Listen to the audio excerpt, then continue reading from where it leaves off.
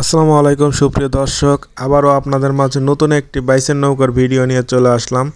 আজকে আপনাদের মাঝে দেখাবো সেই সিরাজগঞ্জ জেলায় উল্লাপাড়া উপজেলায় বঙ্কিরোড গ্রামে সেই নতুন একটি বাইচের নৌকা তৈরি করা হচ্ছে। সো কথা না বাড়িয়ে চলুন মালিক পক্ষ থেকে নৌকার বিস্তারিত তথ্য জানা যাক।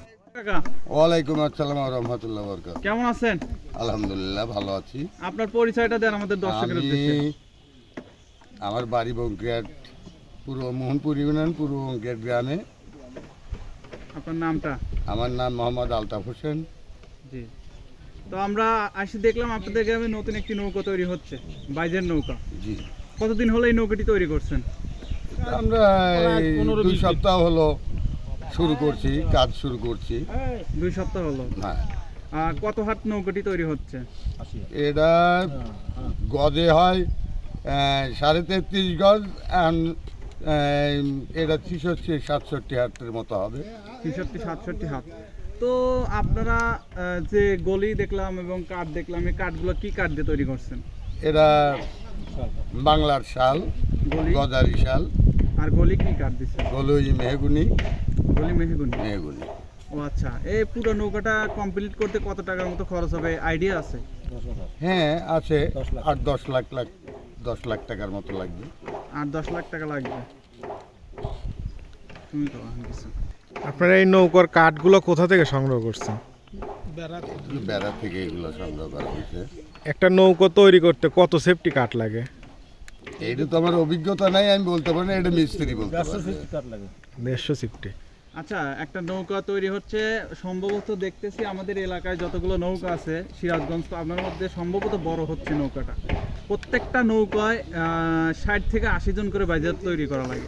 তো আপনাদের গ্রামে কি এই পর্যাপ্ত পরিমাণ বাইজাল তৈরি করা বা বাইজাল আছে কিনা? এটা আমাদের ক্লাবের উদ্যোগে করা, বঙ্কিয়াট নবশক্তি ক্লাবের উদ্যোগে। শুধু আমাদের পূর্ব বঙ্কিয়াটের খেলোয়াড় নিয়েই যে নৌকা পরিচালনা হবে তা না, আশেপাশে 5-6টা গ্রাম আছে আমাদের ওয়ার্ডে, এরা সবাই আমাদের সঙ্গে অংশগ্রহণ করবে এই আশাবাদ রেখে আমরা নৌকাটা তৈরি করছি। আপনাদের গ্রামে এর আগে কোনো নৌকা ছিল না, আমাদের এর আগে কোনো নৌকা তৈরি হয়নি।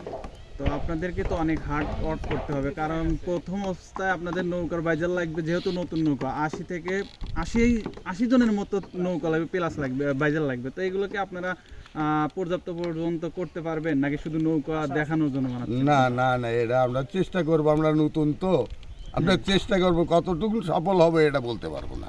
ঠিক আছে, ঠিক আছে, অনেক অনেক ধন্যবাদ আপনাকে আমাদের মাঝে সুন্দর সময় দেওয়ার জন্য। কিছু করবে তুমি? তো আমরা এখন মিস্ত্রির সাথে কিছু কথা বলবো। আমাদের সামনে যে মিস্ত্রিকে দেখতে পাচ্ছি, আপনি মাইক্রোফোনটা মিস্ত্রির হাতে দিন।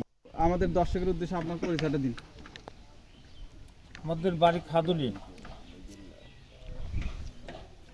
হ্যাঁ বলেন। আমার নাম শ্রী সুভাষচন্দ্র সূত্রধর। জি জি। হ্যাঁ, পিতার নাম সত্যনারায়ণ সূত্রধর। তো আপনি নৌকা তৈরি করছেন কতদিন হলো? এই 5 তারিখের থেকে নৌকা কোপ ধরছি। কোপ ধরছেন? হ্যাঁ, নৌকা তৈরি শেষ হতে আর কতদিন সময় লাগবে?